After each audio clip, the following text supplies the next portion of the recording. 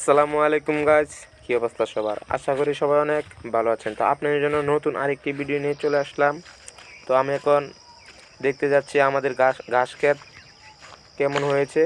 তো যাওয়ার পথে আপনাদের সুন্দর একটি প্রকৃতি দেখার চেষ্টা করতেছি।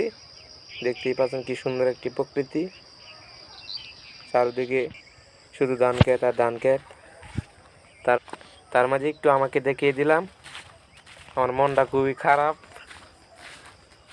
বাড়ি থেকে ঝগড়া করে আসলাম।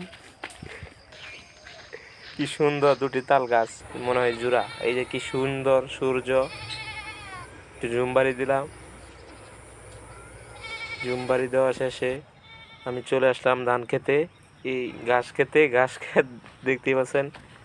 মাত্র ওই যে আলু ক্ষেত, ঘাস ক্ষেত দুটা পাশাপাশি।